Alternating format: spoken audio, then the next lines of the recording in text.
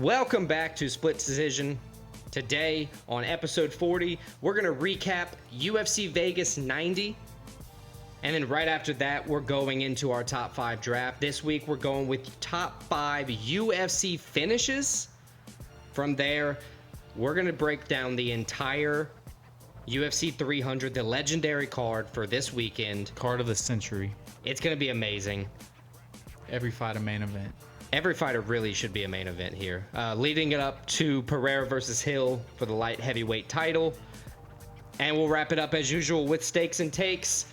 Check out the banner below where you're going to see all of the website, social links, everything you can follow, like, and subscribe at. But yeah, let's kick it off. Let's go.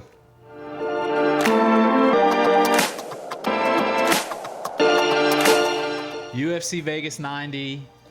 It was a card that really It was a card. You're right. Encapsulated our podcast.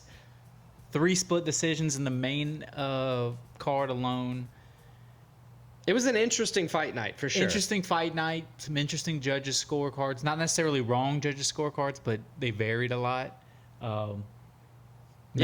Main card had a lot going on. A lot to. It was a card that if you're a real diehard fan, you appreciated. But I could see how if you're not and you're just a casual fan, and I don't mean casual in a bad way. If you're just a casual fan, I mean casual in a bad way. You didn't care about this fight card. No, there was a bunch of with what we're leading up to this week. Right, there was a bunch of lesser known names, but UFC 300 is taking a bunch of fighters off the roster, to be able to fight beforehand. So I kind of get what they had to do. They still put 13, 14 fight total card 13, on. 14 fights. It was good. 7 fight prelim. It gave us a lot of what we expected. We had some knockouts. We had a sub. We had a few unanimous decisions before we get to the, split decisions of the main card.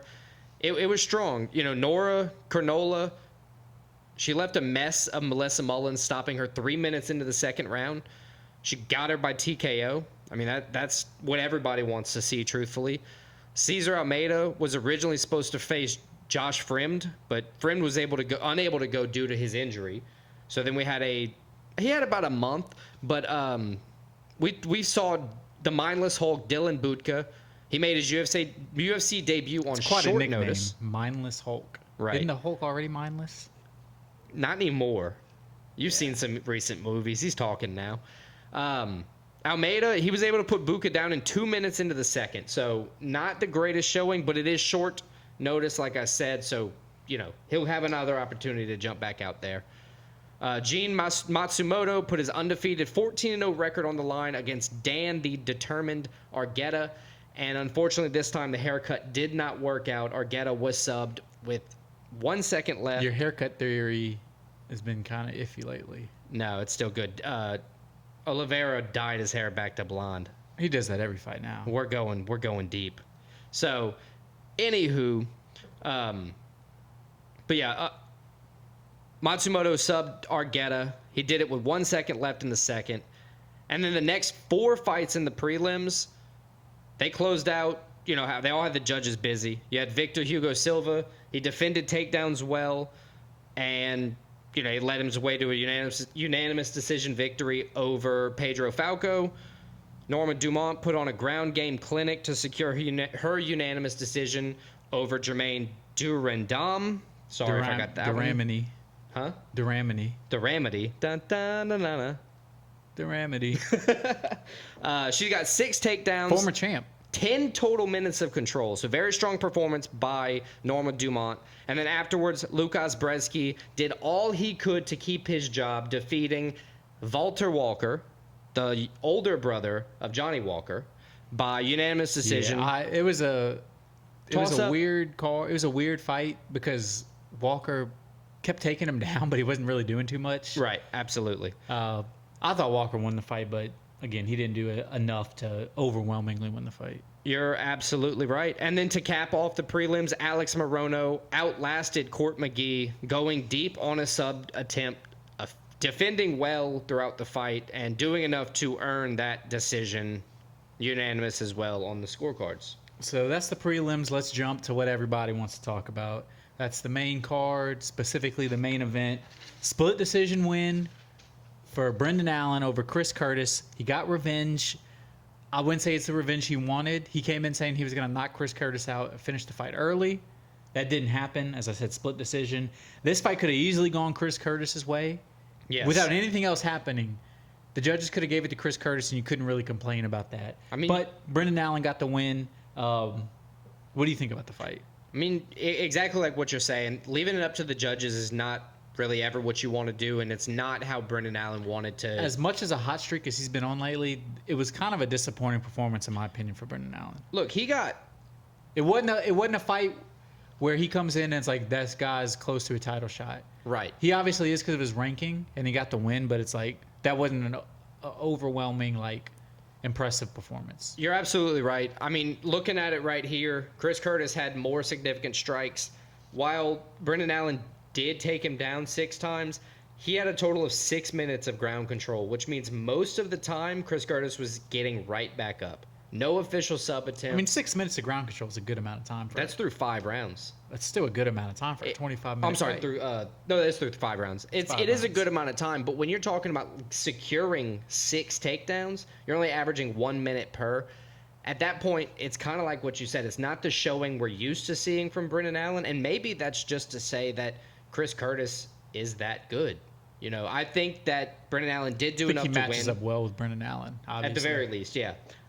He did rock Brendan Allen again. He didn't get to finish it like he did last time. And then honestly, Brendan Allen you probably say he won the fight in the last half of the 5th round. Yeah, that hamstring injury. And it was when Chris Curtis literally tore his hamstring and he couldn't really. That's when Brendan Allen really had his best performance on the feet.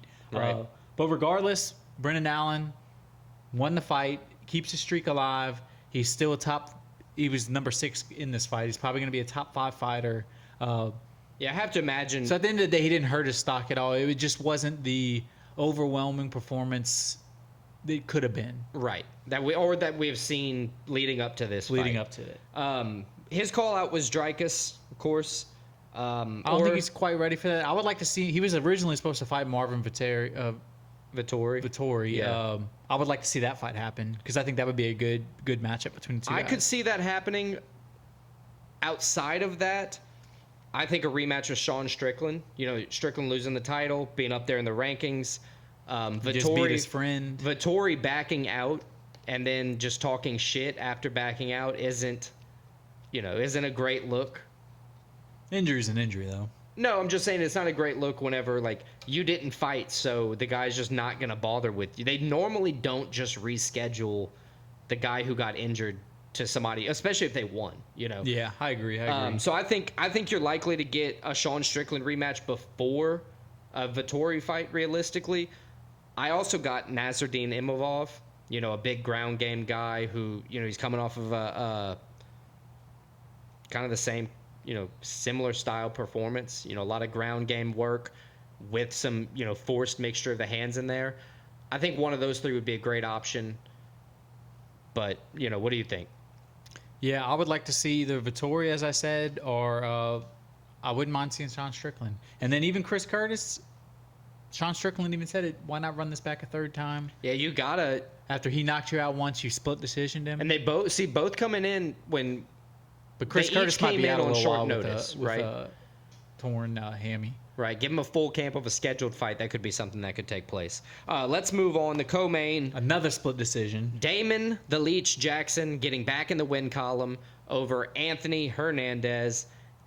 Honestly, I don't think this should have been a split decision. I think he won the first 2 rounds. I think Hernandez probably won the 3rd round. I mean, giving the Hernandez the one judge 30-27 Hernandez, which is crazy. Right. I think if you're going to give Jackson. anything to Hernandez, it's 29-28, just like Damon won the 2 rounds he won, or the 2 scorecards he won on. I disagree wholeheartedly with the first judge there. But it was a good rebound for the Leech, as you said. It was. Ended his little losing streak, kind of got back in the win column, got some momentum back, and it was one where his striking got better as the fight went on, and he controlled the fight on the ground and on the fence. Right, that's the difference from what we didn't see out of Brendan Allen. We had 3 takedowns from Damon Jackson, 6 minutes of control time. So when he took him down, he held him there, he stayed heavy. Hernandez had trouble getting up at the very least. I know it's a different fight, but that's what we were used to seeing out of Brendan Allen, and that's what we kind of saw out of Damon Jackson. You know, he controlled it on the ground, like you said, and He lived up to his nickname, the Leech, because he was just on him. yeah, he stayed on him, and then, like you said, his striking got better as the fight went on. Got dropped in the third round, but he rebounded pretty nice. That's the reason I give the third round probably to Hernandez, because he dropped him, but Yeah. he still ended up getting another takedown that round. Jackson, that is, the Leech. Yep. But yeah, overall, good performance from the Leech. Honestly, not a bad performance from Hernandez either. But it was both of them came into this desperately needing a win. Yes, And the definitely. Leech is the one that came out with the dub. So he didn't call anybody out, but he wanted to be more active, right? Yeah, I think So at his you're age, a guy, you get back in the win column like that. that's all you can hope for. Yeah, you're just like, give me another fight, give me another. I need to get out there again. So I got 3 options that are all, right around his age. He's 35. That's another big thing that they like to do. They don't want to necessarily put the 35-year-old against Rosa Jr., the 19-year-old. They give him vets a lot of the times. I'd pick Dan Ige for a rematch. Dan Ige previously beat him, although it's probably a little too soon for a rebound. But, we could see it. Josh Emmett or Giga Chikadze. One of those 3. I think all 3 of those are a little above where he needs to go, honestly. They very well could be, but Especially Josh Emmett. Josh Emmett is a powerhouse. He Completely. came out and he destroyed Bryce Mitchell. Yeah. But anyway, wrestler versus striker, it would be an interesting showing. I think Damon Jackson might be able to hold on for a little bit longer. I think if you're Bryce Damon Mitchell Jackson, you're the Leech, you're taking any fight they offer you really at this point, and you're just trying to prove to them like could. I'm here. I'm here, and I'm here to stay. All right. Another split decision. Another split decision, and another one that honestly the judges were all over the scorecard. Marisol got the dub over Shashery. One judge had it 30-27 Shashery, Yeah. which honestly, looking at the fight, each round was close enough where it could have gone that way. I honestly had it 2 rounds to 1 Shashery, but the way each round was going, it could have gone either way. I don't think Shashery can be that upset with the loss. And looking at the odds pre-fight, it was a very close odds. I think it was -110 plus 110, something like that. It was so close that this is kind of the fight you expected. You expected to be a close fight. It was 2 competing styles too, because it was obviously Marisol. His game plan was volume takedown attempts, Right. And Shashery from the get-go, he showed pretty good takedown defense. Yeah, I And mean- he showed he was probably the more comfortable guy, with a pure striking match. Yeah. But because of Marisol's style, where it's takedown and everything, he had the ugly striking, but it ended up being pretty effective. Yeah, that to your credit, Marisol did only secure 1 out of 8 takedowns. He made the most out of it, making it through most of the round with that one. But to your credit, it was a clash of styles, but they worked well. And it was a back and forth where it was a pretty entertaining fight. It was. Both guys, I don't think, can be disappointed with their performance. Both guys could have realistically won the fight without anything different happening. But Marisol gets the win. He gets the dub on the scorecards. I don't think he can complain about it. I don't as well. So Marisol called out Bryce Mitchell. He lost to him in January or June of 2017. I think that would be a good call-out. Bryce needs a step down. Not that Marisol is a step down in competition, but compared to like Josh Emmett or Right, not Ilya a top Topuria. 5, top 10 Yeah. opponent that you're walking into the fire every day. Bryce Mitchell just got beat, twice in a row now, and the most recent one was terrifying. Yeah.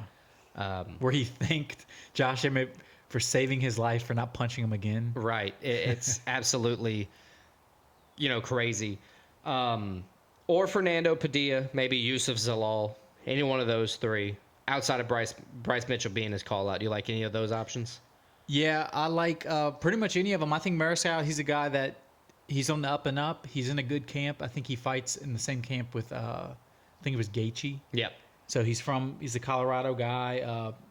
This was a good win for him. I think the sky's the limit. He has options, and he's a guy that if he gets a couple more wins, he could kind of start sniffing around the rankings. Yeah. I'd say, is Ignacio Bahamondes your favorite fighter on this card? It was my favorite fight to watch, definitely. Okay, yeah, a round 1 head kick knockout over Christos Giagos It's definitely what any casual fan or any fan at all wants to see out of a UFC fight. Quick start where both guys were just firing too, and it was, if you kind of know what you're watching, it was a little obvious that Giagos was gonna do that. He was a little out of control. Bahamondes was a little more measured. It took him probably like a minute to find his range. Once he found his range, it was over. You could see it was about to happen. Yeah. He was so much longer. He knew how to use his jab, knew how to use his kicks, obviously. And, I mean, as you said, it ended with a spectacular head kick knockout where he fell back and he hit his head on the fence. He got kicked so hard. Yeah, it was a... I mean, immediate stoppage. He didn't follow up with anything. No follow-up needed. Huge respect there. But yeah, it was a great performance by Bahamondes. I think it was the best performance of the night. Most memorable. Through and through, yeah. Definitely. Outside of, any like underdogs winning or anything, it was probably like the cleanest performance out of all. Like if you watch this whole fight card, besides obviously the main events because it's the two biggest names, the thing you're going to remember the most is Bahamondes this knockout, kick, right? Yeah. And then moving on to the main card opener, Trevor Peek versus Charlie Campbell. This was the unanimous decision win for Campbell that I think this one could have been a split decision. It could have been. I think they got it right on this one. I think they did get it right. I think Campbell did win the fight. But Peek's got a goddamn chin. Peek's got a chin. And not only is it strong, just charges forward. Not only is it strong, but if you look at him, he's got a massive jaw. Like it is gigantic. I had the scorecard as Campbell winning the first and the third round. I think Peek won the second. Probably. But as you said, I mean, he was getting hit. He was just moving forward. He was hitting. I mean, you got to give Campbell credit, too. He has a pretty good chin, too. Yeah, Campbell came out strong. He was the underdog coming in. He did every single thing he needed to do. Like I said before, when Peek, was able to secure takedowns, he wins. He was able to secure a couple. But Campbell rebounded off of them better than anybody that Peek has fought in the UFC. I agree. It's the way he kind of fought through that adversity that, in my eyes, makes me agree with the unanimous decision for Charlie Campbell. Yeah, overall, just an impressive performance from Campbell. This was a nice win for him. Trevor Peek, you can rebound from this. It wasn't a horrible performance. You can come back. But Campbell, I agree with you. He was could have been a split decision. It was close. I think it was as close as some of the ones that ruled a split decision. Yeah. But I think Campbell was the winner. And his call out was Dave Portnoy, Barstool Sports. He just wants to meet him, talk to him, and meet Miss Peaches. So that's his call out. I hope he gets it. Me too. All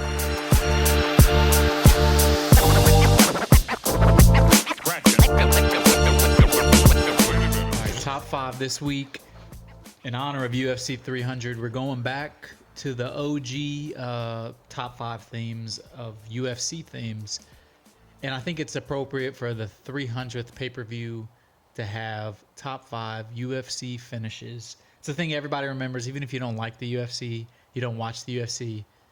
That's all I remember is finishes. You sure as hell has seen some of these finishes. Oh, yeah. That's a better way to say it, for sure. But I think it's your pick first. So you get the honor of picking the number 1, your top 5 UFC finish. Again, a finish, in case this is your first episode, you don't know the UFC very well. Finish is either a knockout or a submission. I guess a doctor stoppage could be technically. What about a DQ? DQ, first pick, Aljo Peter Yan won. And then it pretty much ended Peter Yan's run. Yeah, it did. Damn. Devastating knee. R.I.P., yeah. But he more dealt devastating it too. than we ever would have known. Right, yeah. No, my first pick, I'm going with a classic. You go up on YouTube and you search UFC 278, Leon Edwards versus Kamaru Usman 2. It's awfully specific of a search. The head kick knockout is 5th round. He was down the whole fight.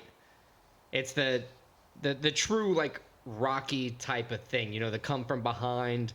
The little man won. I mean, at that point, I think Usman had he had 4 rounds, 4.5 rounds in the bag. Well, he had 6 or 7 title defenses too. He was thought of as unbeatable. Still regarded as the best in his division ever.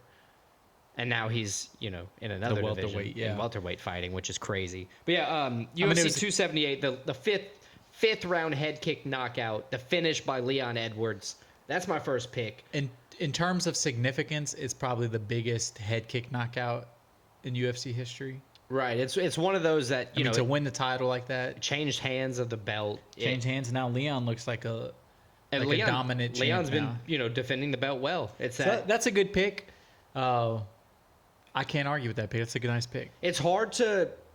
I just said it right before we clicked the button, but you know when I picked it because when I think about a UFC finish, that clip is just ingrained. I remember watching it live and just seeing it and just freaking out. You know what I'm saying? Like, it's a great finish. It's how, if you could picture any fight going, it's up there with how you would want it to end. You know, the come from behind last second victory.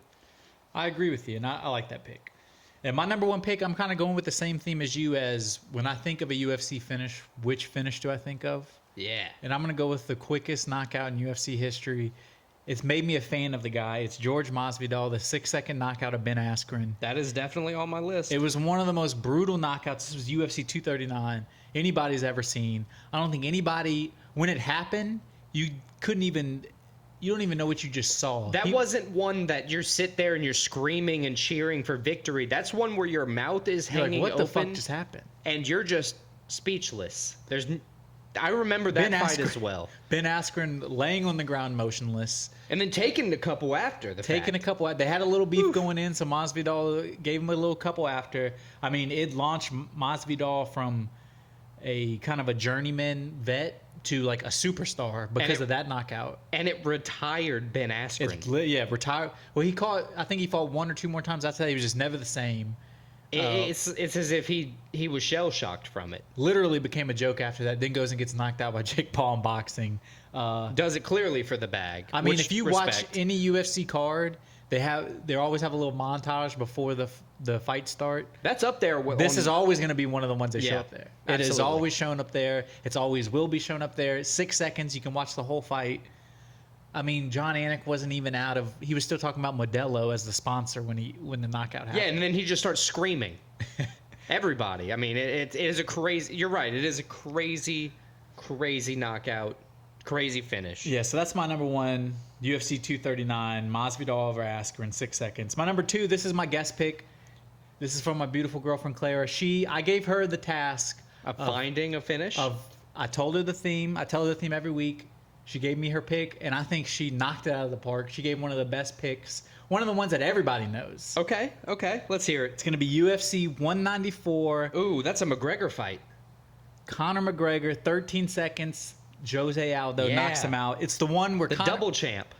No, this was his first champ. Oh, the first one. First undisputed champ, but it was the one where Conor McGregor, he was a superstar because all the shit he talked, and it was the one that legitimized him as the champ. Sorry, we had a little technical difficulties with some dogs getting in here, but there's a stampede of dogs ran through just now. Clara's pick, Conor McGregor over Jose Aldo, as I said, is the one that legitimized Conor McGregor as like not only a great shit talker and a entertainer, but like he's a champ and he's a legitimate real UFC deal. Superstar. He's the real deal. No, you're right, and I mean that. And it was 13 seconds. It's a lot like the Masvidal one where it was like, what the fuck just happened? At that point, Jose Aldo was thought of as like unbeatable. Right, and you're sitting there now on the canvas 20 seconds into the fight. It's just like, it was incredible. What is this? Yeah, that is a great It's pick. always going to be the one where like when you look back at Conor McGregor's career, it's the one that's like, that's his like defining highlight. Yeah, it's one that put him out there, put him on the map for the household name, you know, like if a Mike Tyson or Jose Aldo type. That's a good pick for sure. So what's your number two pick? I'm going to go with one personal favorite KO of mine. It's a brutal KO. It's one of those classics. It's another one that when you think of a UFC finish, it's one of those ingrained in your head. UFC 218, Ngannou versus Overeem. Oh, I had that one on my list. The uppercut from heaven or hell. I literally thought he knocked Overeem's head off. I thought it was the first time in my life I was going to see a death on live TV, and they were going to like pull the plug on the camera or something. I don't understand how you recover from that, but it's just one of those that if you're a fan of the UFC, you definitely know about it. If you're a casual of the UFC, there's a good chance You've probably seen that because it's Francis Ngannou's probably the most violent knockout. And if you're just getting into the UFC, go watch that shit. You need to see it because it'll cement what you're going to be looking for every fight for the foreseeable future. UFC 218, Ngannou versus Overeem. I love that pick. I had it on my list. Francis Ngannou, his knockout, like him punching people, is one of the most fun things to watch. They said he has like the punching power of like a Ford Fiesta or something, like an actual vehicle. I believe it after watching it. Overeem got hit in the face by a Ford Fiesta. Yeah, exactly. Take one of those on the chin and walk away. Alistair Overeem, you're a man for that. I go with that for my number 2. My number 3. Damn, there's so many good picks. So many good finishes. I gotta go another classic, UFC 274, Michael Chandler, front kick TKO over Tony Ferguson. I had this on my list too. It was, again, it's one of those ones where you remember where you were. He changed the structure of his face. The slow-mo or like the shot of Tony Ferguson's face as the kick's landing is incredible. He doesn't even look like the same person. Yeah, once again, if you're a hardcore MMA fan, you definitely know about it. If you're a casual, there's a good chance you've seen it. It's also a recent one, so it's not like you're trying to go back to UFC 79, looking for the greatest highlight that never exists. You're looking for something in the past 4 years. This is a recent KO. It slept. Tony Ferguson took that foot to the chin and just dropped. Yeah, it cemented Michael Chandler like the reason why he came over.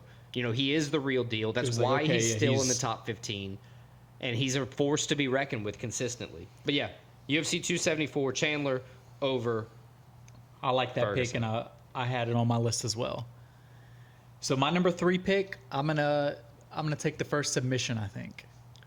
I didn't put a single submission on here. I'm going to take the first submission. My last pick was McGregor. It's the one that put him as a superstar. The next one I'm picking was his very next fight, and it's the one that put Nate Diaz as a superstar. UFC 196. Nate Diaz chokes out Conor McGregor, gets Conor McGregor to tap. At that point, Conor McGregor was thought of as unbeatable. Nate Diaz was thought of as just like, yeah, he's good, but he's a journeyman. Yep. Nate Diaz shocked the world. He withstood Conor's barrage early on and said, literally said, fuck you. You're not knocking me out. I'm going to be here to the end. You're not going to be here to the end. That's exactly right. And Nate Diaz choked him out. It was an incredible win. One of the most famous wins of all time. It made Conor McGregor human. That's a great way to put it. Making Conor McGregor human, because that was the first taste of the spotlight not being on him, even coming into the UFC. And even after the fight, it was the first time you saw him as like, he was actually humble because he was like, yeah, I gotta. Yeah, you saw the breaking character for the first time because he didn't have to say like, fuck you. Yeah. I beat the shit out of you, just like I said I was going to do. Nate Diaz was already a big star, but that's the one that put him as like a legitimate superstar, I think. Yeah, I would say Nick was bigger before that. And then once you beat Conor McGregor, it's like, you're there forever. So Nate Diaz choking out Conor McGregor, 196. That's my number 3 pick. And now my number 4 pick, I'm going to go, it was another, much like the last one was kind of beating the person, and like your first pick, right? Beating the person that was thought of as unbeatable. My number 4 pick is going to be Holly Holm knocking out Ronda Rousey. UFC, again, I had 194, I had 196. This is UFC 195. Ronda Rousey was unbeatable. Like, nobody came even close to touching her. Holly Holm comes in, head kicks her, makes Ronda Rousey look uncomfortable. Even before the knockout, she was winning the fight and making Ronda Rousey look like nobody else had made her look before. Came in as the underdog. And honestly just schooled Ronda Rousey. Yeah. A memorable KO. It's one that if you're a UFC fan, you've been watching for even the smallest amount of times, you've most definitely seen. Kind of ended Ronda Rousey. She had one more fight after that where she got brutally KO'd again.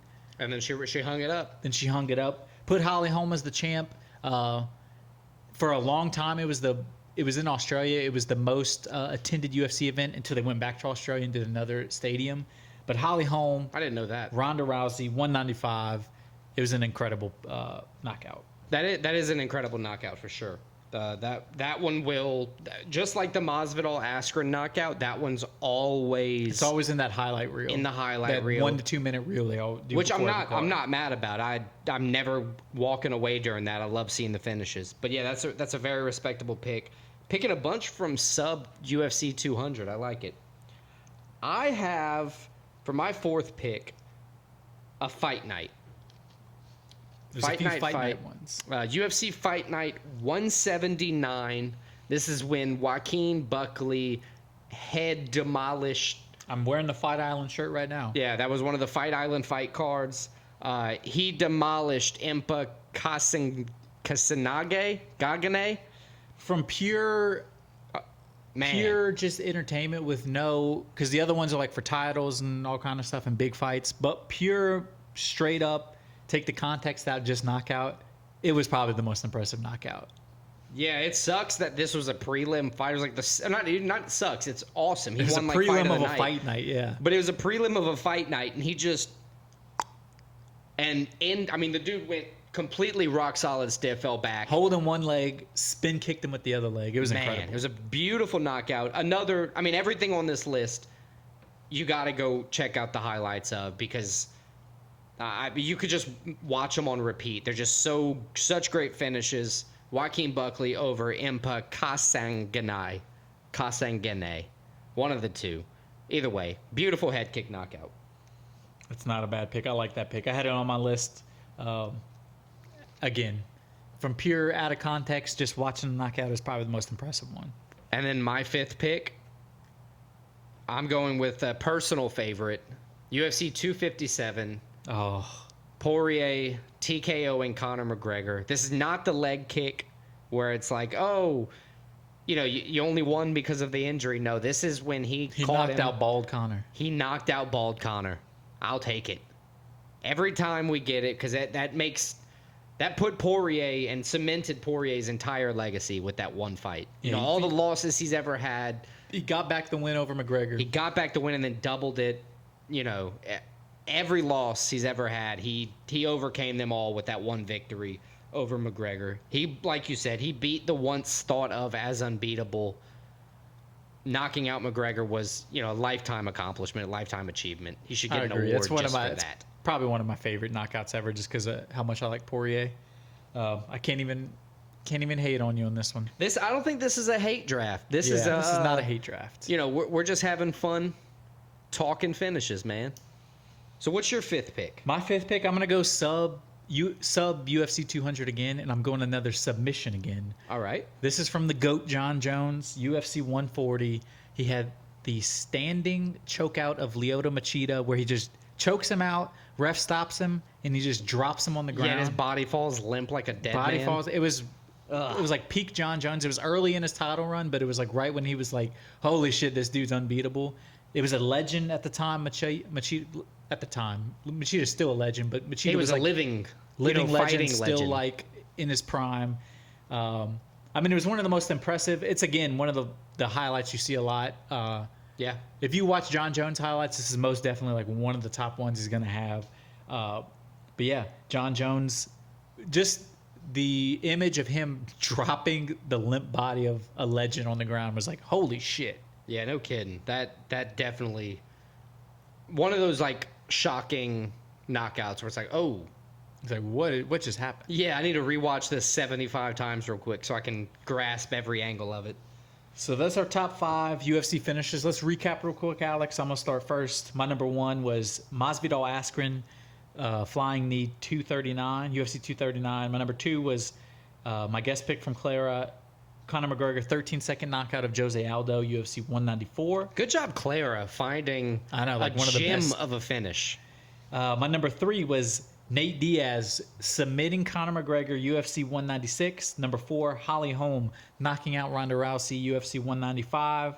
And my 5th pick, John Jones, the standing chokeout of Lyoto Machida, UFC 140. I love that list. My list, number 1, UFC 278. Usman versus Edwards 2. That was the 5th round head kick knockout. Number 2, UFC 218. Ngannou versus Overeem. The uppercut that ended it all. UFC 274. Chandler versus Ferguson. front kick. UFC Fight Night 179, Buckley versus Kasangane. I think that was the best way I've ever said that I think one. so too. And the fifth pick, UFC 257, my personal favorite, Poirier KOing Bald McGregor.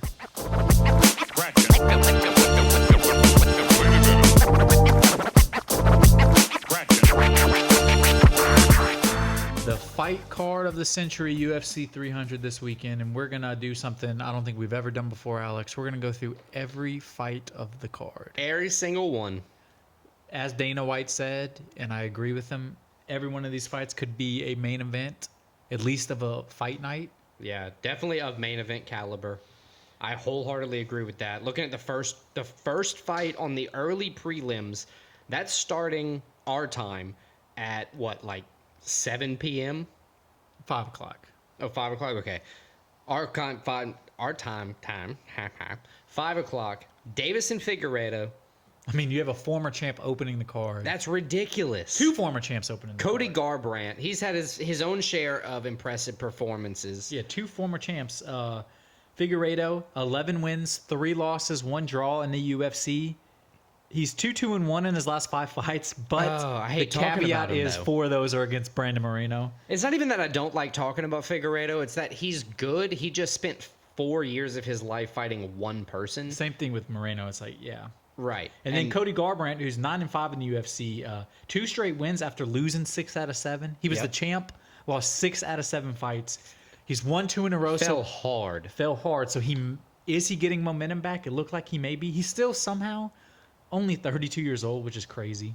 But these are 2 guys that the way they fight, they're going to come out, they're going to open this main card with a bang. Yeah. And they're going to come out swinging. One of these guys is going to get knocked out. I think the way they fight, I think one of these guys is going to get knocked out. Figueiredo, this is his second fight at 135. Yep, that's what I was going to say. He handled Rob Font. The way he handled Rob Font was very impressive. A lot of people had doubts about him moving up, and he kind of, because Rob Font's a tough fight. But I mean, I get it. He's like my height. He's like 5'5", 5'6". He's not a very tall guy. You know it's going to be weird. Up. You know you're small when you're going to fight Cody Garbrandt, and he has 3 inches in height on you. Yeah, because Cody Garbrandt seems like a big guy in this fight, and he's not a very, like in the scale of all people, he's not a big human.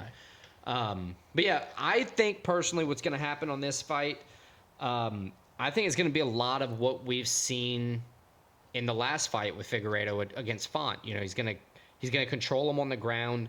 He's going to do the necessary work. Now Cody Garbrandt, he's a college wrestler. He can wrestle. He can score his takedowns to keep it even, but I just think that Figueiredo's been doing this at a very high level for a long time, and I think the benefit of him gaining weight to fight, not cutting weight, is he's just going to have more power. And I think he showed that with Rob Font, where Rob Font's a bigger guy, and he was just kind of ragdolling him. Yeah, that is true. And one theme of this whole card, which is evident in this first fight, is former champs. Champs and former champs. Both of these guys, former champs. Both of these guys know how to win. I tend to agree with you. I think Figueiredo is in a better place in his career, despite him being 4 years older. I think Figueiredo comes out. I think it's going to be a very entertaining fight. It's going to be one that it's going to put butts in the seat at 5 o'clock our time, whatever time it is in Vegas. I think it's 3 o'clock. People are going to be there. That place is going to be packed from the first fight on. And I think Figueiredo puts on a show. I think Figueiredo gets the win over Cody Garbrandt. I agree, and so does my kid. There you go. Let's move on to the next fight. 2 vets. A 37-year-old Bobby Green, 31 wins, 15 losses, 1 draw, 1 no contest. He has 12 wins, 10 losses, 1 draw, 1 no contest in the UFC, so batting right about 500. Yep. And he's taking on the ultimate vet, the 40-year-old Jim Miller. 26 UFC wins, 26 wins, 16 losses, 1 draw. That's Crazy the most career. all-time in the UFC. Both guys have seemed to have found like a rebound later in their career. Jim Miller's won 2 fights in a row. He's actually looking good with 2 straight finishes. Bobby Green did lose his last fight kind of in devastating fashion. Yeah, it was a bad Honestly, it wasn't devastating fashion in the fact that he got knocked out that bad. It's just bad to get It knocked was- out. Well, it was bad only because the ref let it get bad. It should have been stopped way before, and he just kept getting kept getting teed off on by Jalen Turner. Kept getting teed off on. But Jim Miller, I mean, he is, I think, obviously at this point, he's a fan favorite. The way he's been fighting lately is nothing short of inspiring. He's a 40-year-old dude out there finishing dudes. Yeah, he won at UFC 100. He won at UFC 200. And I think he has a legitimate shot to win at UFC 300. Even though he's a slight underdog, he's coming in at plus 150. I think he's going to do what he has to do. And I think he's going to win at UFC 300. I think he's going to take home the trifecta. Probably, I don't even want to say retire because he's looking too good right now. Yeah. I would like to see him retire if he wins, but I don't think he will. I'm picking Jim Miller, too. I think he gets his third straight finish in this. I think he's going to do great with this performance. I think he's coming out strong, and I think he's going to be, ready to swang on Bobby King Green. All right, let's move on. Third fight of the night in the early prelims still. Another former champ, Jessica Andrade. 25 wins, 12 losses, 16-10 in the UFC. She's taking on Mariana Rodriguez. Yep. 7 wins, 3 losses, 2 draws in the UFC. Now, Andrade's coming off of that KO victory to Dern. She is coming off, but before that, she had lost 3 in a row. She did lose 3 in a row, so she's like, 2-3 in her last 5? It's not the best, but she's rebounded well. And she's taking on a girl in Rodriguez who's really good on the feet. She's also coming off of a win against a slightly less impressive win against Michelle Waterson-Gomez for the second time. Yeah, she got the TKO victory there. She did have 2 losses in a row before that, so it was a nice way to rebound for her. So it's both girls coming in. They're coming in off of wins after losing streaks. Right. So it's like who can reestablish, who can get the winning streak going. Okay, so I got a couple stats to throw out there, see if it... I know it's one of the things that helped me determine who I thought was going to win. All right, hit me with it. When Marina Rodriguez is the longer fighter, like she is in this fight, she's 6-2-2. Jessica Andrade's only 5-1, which is crazy. That is crazy. They never portray the height. You can't portray the height well on TV when they're fighting. It doesn't play well. Marina Rodriguez is the underdog coming in, albeit slight at plus 115. She has never lost in the UFC as an underdog. She's a perfect 3-0. I think, based on those two things, she's going to move to a perfect 4-0 as an underdog. Probably by the time the fight card starts, it's going to be kind of a toss-up, if you will. But right now, as a dog, that's what I'm ranking it as. I think she's going to win. I think she's going to go 4-0. Probably win by decision, but she's a longer fighter. She's got a good ground game. I think she's going to defend well, and Andrade's just not going to have what it takes, unfortunately, for her. I agree with you. I got Rodriguez winning most likely by decision. Boom. So let's move on. Last fight of the early prelims. Which still leaves us with like 10 fights. Still leaves us with 10 fights, and it's still a banger of a fight. Jalen Turner, the Tarantula. As we talked about earlier, coming off of the brutal win over Bobby Green. And he's 3-2 in his last 5. He's only lost twice. He's been on kind of a hot streak. He's 7-4 in the UFC, and all 7 of his wins are by finish, which is a very impressive thing to do. And he's taking on Renato Moicano, Money Moicano, 10-5 in the UFC. 6 of those wins are by sub, which is impressive. So this is, again, although Jalen Turner does have a ground game, he's so long. Yep. It's kind of a stylistic matchup. Jalen Turner, you would say coming into this, the better striker, the more impressive striker, and he's taking on a guy, Moicano, who is deadly on the ground. Definitely deadly on the ground, and Jalen Turner is an absolute behemoth in the lightweight division. 6'3", 77-inch reach. He's got a towering 5-inch reach. If he can put it all together, 5 inches taller. We've seen him at his best, and I think when he's at his best, he can turn that into victories. He's 7-3 against shorter reach, which I guess in the lightweight division he's always got shorter reach. Yeah, because he's 7-4 in the UFC, so it's right. It's not much off of there, but he is 6-2 as the favorite. So he's proven that he's won and lost as the underdog. Moicano's won 5 out of 6 though. He's been looking good lately. And look, and 2 in a row. When Moicano dominated on the ground last time against Dober, we said that was only in February too. We said that one of the best options for him would be to fight Jalen Turner. People called me crazy. People called us crazy. But look what we got. So I think Jalen Turner is going to win here. I think he's going to do what he has to do. Excuse me. And I think the reach advantage, the size advantage, him using the reach and everything is what's going to help him stuff those takedowns. If you can't lock your hands, you can't get the takedown. I think this is one of the many fights on the card that is really, honestly and truly a toss-up damn near. But I agree with you. I think Jalen Turner, I think the link is going to play a factor. I think he's good enough on the ground. He has strong enough ground game where he can semi-neutralize Moicano, and then it's going to come down to the hands, and I think Jalen Turner has better hands. So I got Jalen Turner as well. All right, next up. Now we move on to the regular prelims. Yeah, first fight of the regular prelims. Like we said, they're all like bangers. Sodik Super Yusuf taking on Diego Lopez. Sodik Yusuf is 13-3 in his career. Diego Lopez is 23-6. Yusuf's 3-2 in his last 5. His last fight was a decision loss to Edson Barboza. To the vet Edson Barboza. 6-2 in the UFC, whereas Lopez is 4-1 in his last 5. He's 2-1 in the UFC, but he's won 2 in a row after his first loss. Right, and his first loss, admittedly, was to Movsar Evloev. So yeah, Evloev's beating everybody, right? And that's the guy. Yeah. That's the boogeyman. Nobody wants to fight in that division. Exactly. So you leave that up in the featherweights. Diego Lopez too is like one of the most exciting fighters. His last 2 fights have been so exciting and so impressive. No, he really has performed well. Both of them by finish. Lopez has never lost as the favorite, which he is the slight favorite now. I mean, he can beat you anyway, too. 12 subs, 9 KOs in his career. Yeah, only going to the card 6 times total, winning twice. 1 of each in the UFC. I really like Diego Lopez. I think he's a guy the UFC's trying to get behind. They're putting him more on the embedded. I think he's a guy, he's a unique-looking guy. He has a crazy hair. He's likable. He's got the weird chest tattoo. He's fun to watch. I really like Diego Lopez. I think this is going to be a very entertaining fight against Yusuf. I agree. I think he's going to win. Diego Lopez is going to win against Yusuf. I think it is a great matchup. I think Sodik Yusuf is going to, his striking background is going to play a big factor in the fight where it's going to make Lopez think and recalculate. But ultimately, I think Diego Lopez is going to have the answer for the striking.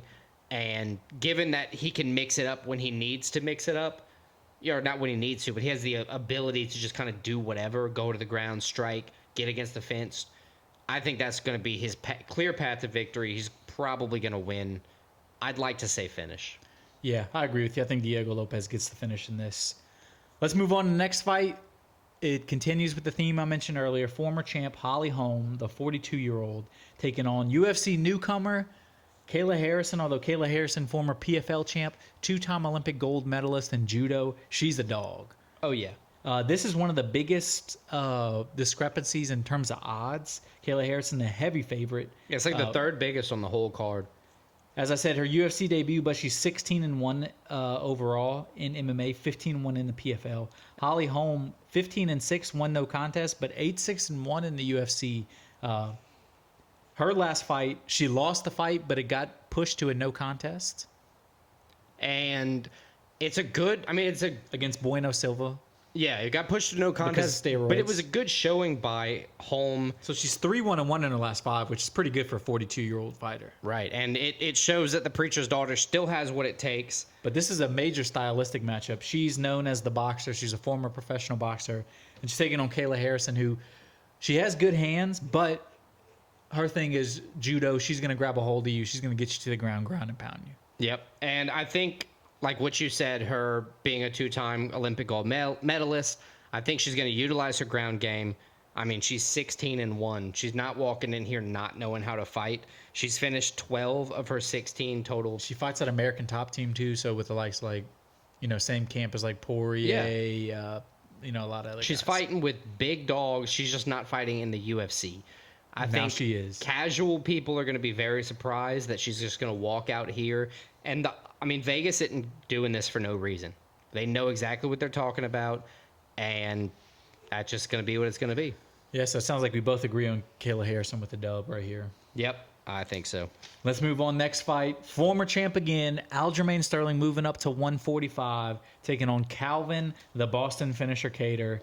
Aljo, as we all know, coming off of the knockout loss to Sean O'Malley, where he lost his belt at 135. Yep. So he decided to move up. This was something he's always kind of hinted at before. So he's making the move finally. And before that loss against O'Malley, 9 straight wins.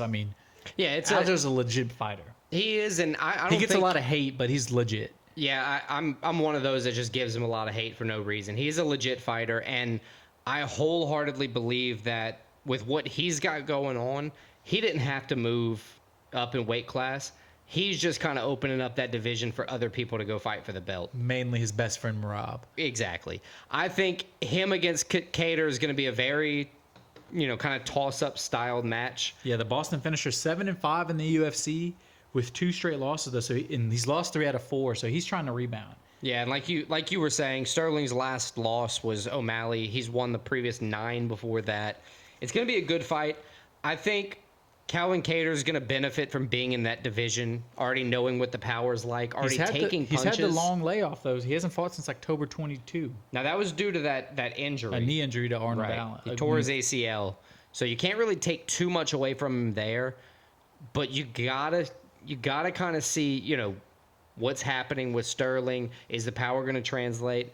I think Sterling is going to do well in the featherweight division, but I don't think he's going to do well this fight. I think Calvin Kattar is going to rebound off that knee injury, full time off to recover, full camp, get ready for the fight, and a good rebound victory after taking 2 losses in a row. So I actually am going to disagree with you on this one. I think Aljo is going to show his championship spirit. He's coming off a loss after 9 straight wins, as we've said multiple times at this point. I think he rebounds well. I think he's taking on a guy in Calvin Kattar, while a good fighter, but he's 7-5 in the UFC. He's not at Aljo's level. Right. I think Aljo comes in, he figures out a way to get this win. I think he starts his 145 career off well, and I think he instantly becomes.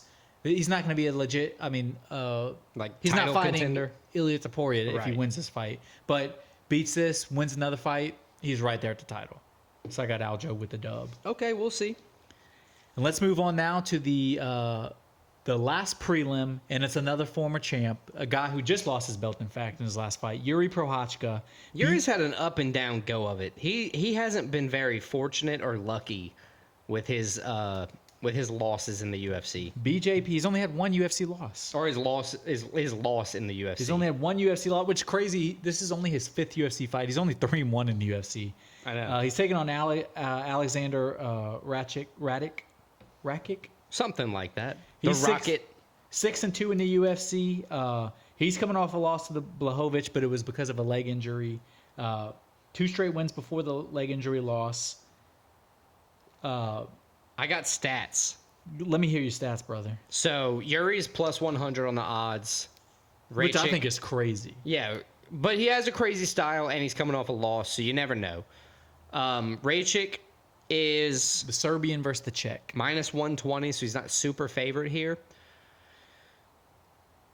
Prochazka is 3-0 against shorter reach. 2-1 as an underdog. 1-0 as a favorite. This is a toss-up for me. He's got a 2-inch reach advantage. He's the bigger guy overall. But he's more active. He's got a crazy style. It's hard to gauge his rhythm and hard to figure out what he's got going on. Prochazka, out of his 29 career MMA wins, 25 of them were by KO. He strikes low. He strikes low. Keeps his hands low. It bit him in the ass against Pereira. Yeah, but he was shooting that takedown and stayed in it way too long, and that caused the knockout by elbows. Yeah. That he was already stunned, but staying in it to try to recover was not the motive that he needed to take there. And you can't really fault a guy from getting knocked out from Poton. No, I don't at all. I think Yuri's going to win. I think he's going to rebound off his last loss, and I think he's gonna be back. Yuri's back. Yeah, he had 13 straight wins before a loss to Pereira. As we said, you can't really fault a guy for losing to Alex Pereira. I think Yuri rebounds. I think he instantly is back in the title consideration. I think he moves to 4-1. I got the former champ, the Czech, Yuri Prochazka. Sweet. All right, so let's jump to the main card, finally. The main card, UFC 300. And we're going to open up the main card with probably the biggest mismatch in the entire card. Minus 2,500 plus 1,000. Bo Nickel over Cody Brundage. Bo Nickel, 5-0, 2-0 in the UFC, both finishes. I mean, That's an absolutely wild first fight of the main card to be putting on. Heavy wrestlers. Bo Nickel is they know he's a superstar at this point. Yeah, he's proved it. Even only 2 fights in, like, they know his level. They know how committed he is. And I think everybody can see he's a legitimate. I mean, a couple more wins. Before he gets to 10 wins, he's going to be in title consideration. He's 5-0 in his career, and he's proving everybody wrong at every turn. That's just quite simply and he's taking on Brundage, who's 10-5, but 4-4 in the UFC. He is on a 2-fight winning streak, so it seems like maybe he's kind of starting to figure things out. His last fight was in December of round 1 KO, so maybe his most impressive performance coming off of. But, man, he's running into a buzzsaw. I think it's pretty easy to say here that I got Bo Nickel winning the fight. Yeah, I think Bo Nickel, just elite wrestling. Although Brundage is a good wrestler. I think that's going to cause the fight to go a little bit more on the hands, and at that point, it's going to cause a problem for Brundage. I agree. I got Bo Nickel. I think he finishes it first round. I think he could do it anyway, too. Next up, another former champ, Charles Do Bronx, makes his return. Fan favorite. Arman Tsarukyan. I'm not even going to try to say his nickname. Yeah, Arman Tsarukyan. Oliveira, 34 wins, 9 losses, 1 no contest. He has 22 wins in the UFC. 16 of those submissions, which is the most all-time. 4-1 in his last 5, with his only loss being to Islam. He's won 12 out of 13, and he's only lost to Islam. He finished Poirier, Chandler, Gaethje, and Darush. He just walked through the top 5 at lightweight. In the notes division. he literally walked through him until he fought Islam. In my notes, one of the lines, all I put about Do Bronx was dog. Yeah, he's a dog. Because he's a dog. And plain and simple. He's a guy, like, you can't not like. I think everybody. I'm a Poirier fan, and I love Charles Do Bronx Oliveira. Right. No, I agree. He's a great fighter. He's humble. He's a good guy, it seems. And speaking of not being humble, Tsarukyan is not humble at all. Now, he's 8-2 in the UFC. He's also, like, he's young, but he's tearing through the division. 8-2 in the UFC, and his first fight in the UFC was a loss to Islam. Yeah, his debut was a loss to Islam. And it was Islam's arguably one of his toughest fights he's had besides his loss. And his only other loss was to Mateusz Gamrot, who's a Poirier training partner. You know, he's a dog. Victory as well. He's also a great fighter. So this is an up-and-comer versus a vet. A very crazy matchup for both sides. And I think the winner of this gets a title shot. I mean, there's a huge pecking order. The title for the lightweight division is going to be very contentious for the foreseeable future. I agree. And one interesting thing, both guys coming off first round demolishing of Beneil Dariush. Right. Oliveira did it in June of last year in his last fight. Arman did it in December of last year. So they both just beating up on poor Beneil. Stats I got for us are Tsarukyan is 8-1 as the favorite, and Oliveira is 8-5 as a dog. Yeah, but he started off his career very slow, and then he's won 12 out of 13 since. Right. I lean on that dog aspect. If you think about 12 out of 13 with the guy going 34-9 in his total career, in the recent times, anytime he was a dog, he's something won. Clicked for him. I think Charles Oliveira is going to win this fight. I think he's going to prove that the dog is going to win, and he's got that dog in him. Yeah, I got Do Bronx winning the fight. I'm a huge fan of him, and I think he still has more left in the tank. I got Do Bronx. Let's move on now to some bad motherfuckers. The BMF title, another former champ versus an interim champ. Justin the Highlight Gaethje coming off of the RIP head kick knockout win against Dustin Poirier. Max Holloway. Ugh. His last fight where he knocked out Zombie in Zombie's retirement fight, Korean Zombie that is. Max Holloway, 21-7 in the UFC, former 145 champ as we all know. Probably has the best chin maybe. Never been dropped in UFC history, and he's putting that to a test against one of the hardest hitters in Justin Gaethje. Yeah, Max's last 3 losses were to Volk, which is crazy. And none of them finishes. I think this, change in weight for Max is going to be a big help for his power. Second time moving up to 155. Last time, although he lost, it was against Poirier, and it was like one of the best fights ever. Yeah, it really was. Yeah, I want that to be like on the finish list, but it can't be. Yeah. Because, it's... If we did top 5 decisions, that would be on the list. There's just not that many decisions that I would put up there. But yeah, Max Holloway is a dog. Gaethje's 2-1 as a favorite, but he's 0-1 a shorter reach. Max Holloway is 3-5 as a dog, but he's never been dropped, never been KO'd. He's only been subbed twice in his career, not anytime recent. Out of the whole card, and that's saying a lot because we've gone through how much of a badass card this is. This Right. may be the one I'm most excited for, and like I have no idea what's going to happen in this fight. I think Max Holloway is going to win. I think it's going to be a long, grueling fight, and I think it's going to hurt for both guys. It's going to hurt a lot. But I think Max Holloway, the blessed, he's going to come out on top. I think Gaethje's going to have to hand the belt over. I don't think the BMF title is something that's made to defend. I don't think it's one of those. I think it's one of those that it's like almost a curse. You come out, you get caught. You come out and you win it.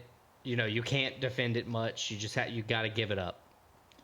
Yeah, I actually agree with you. This is a tough one for me, but I'm picking blessed.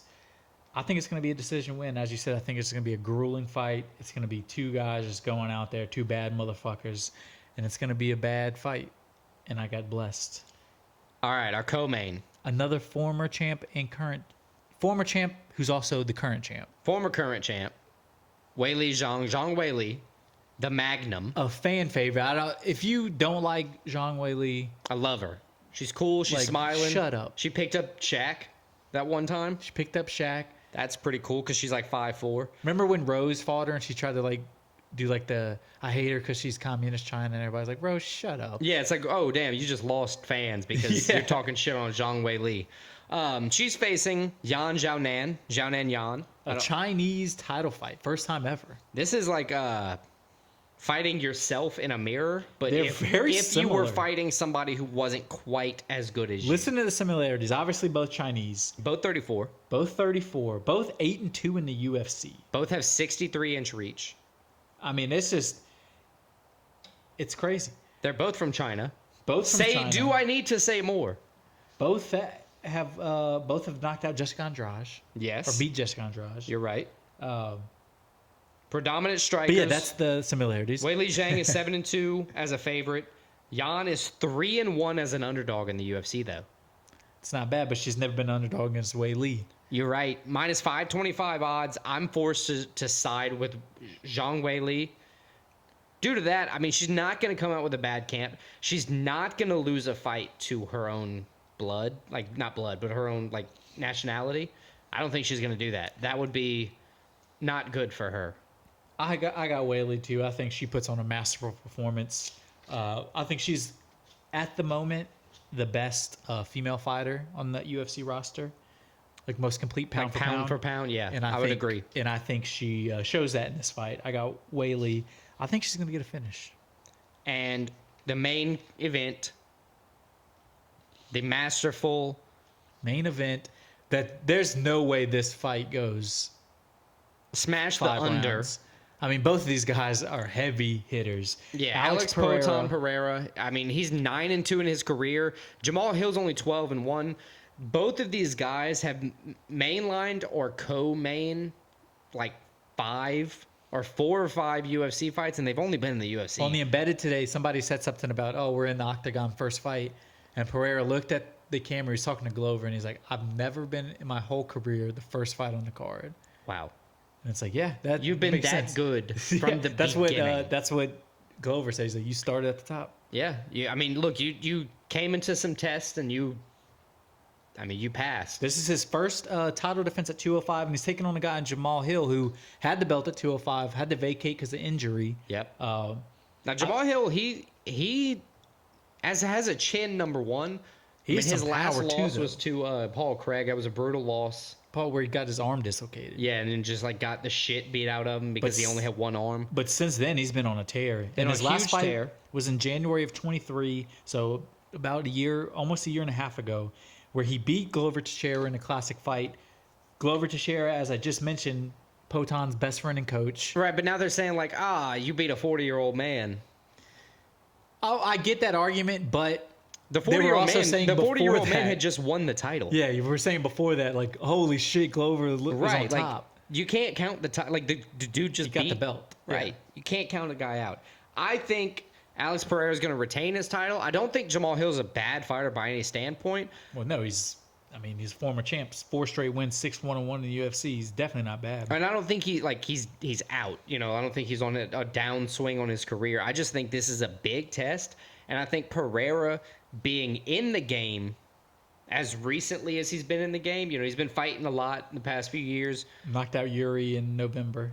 I think he's fresher. I think he's ready to go, and I think he's going to be here for the foreseeable future as the light heavyweight. I think both guys, whoever connects clean first, can knock the other one out cold. But I think I agree with you. I think Pereira, he's been in there more. Jamal Hill, a little bit longer of a layoff because of the injury. I think Pereira is going to come in. I think he's the one that catches Jamal Hill first, and I got Pereira with a KO dub, and I think it's probably first, second, at latest third round.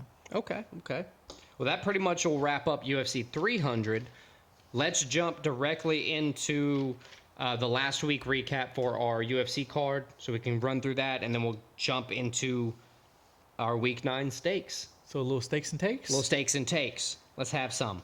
So last week I did 5-1 in the UFC. I only got Walter Walker wrong.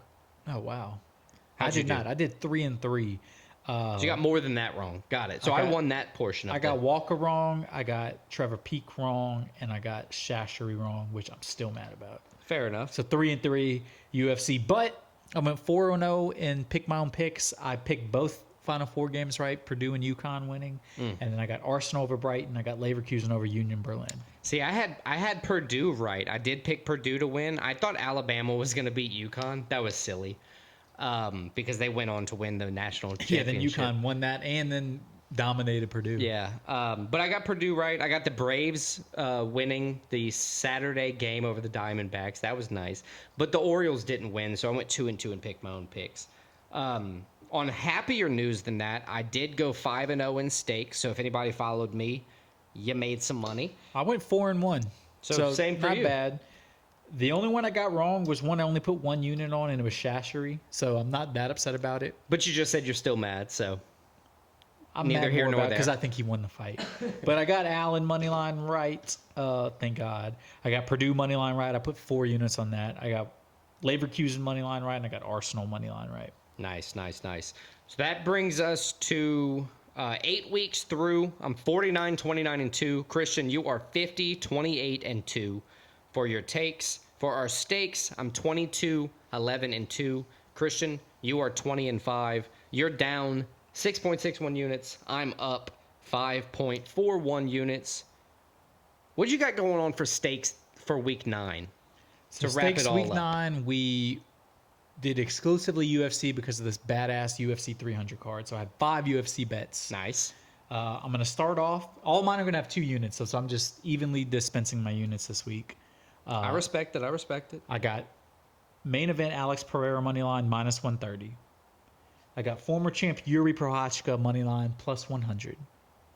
I got Diego Lopez moneyline minus 140. I got the opener Figueiredo moneyline minus 130, and then I have fan favorite former champ Charles do Bronx Oliveira moneyline plus 185. Damn, I have a lot of that. Nice. I have Alex Pereira money line. I'm doing 2 units on everything as well. I got Alex Pereira money line minus 130. Charles Oliveira money line plus 185. Yuri Prochazka money line plus 100. Jalen the Tarantula Turner money line minus 235. And Jim Miller money line plus 155 to win his 3rd tricentennial. Is that what you would say? 100, 200, and 300? Would just be like your 300th anniversary. Yeah, win that UFC 300. There you go. The UFC 300 that is not actually UFC 300. But yeah, so I think that wraps up episode 40. So check us out next week. There's no UFC card, but we are going to recap this crazy card of UFC 300. Yeah, that'll take a minute. We're going to bring some picks, as always. I think next week, because there's no UFC, I'm thinking maybe 10 picks each. Yeah. There's going to be NBA playoffs we're going to cover. There's baseball going on. There's a lot going on sports-wise. So check us out next week. We're back. Don't forget to like and subscribe. Thank you, guys.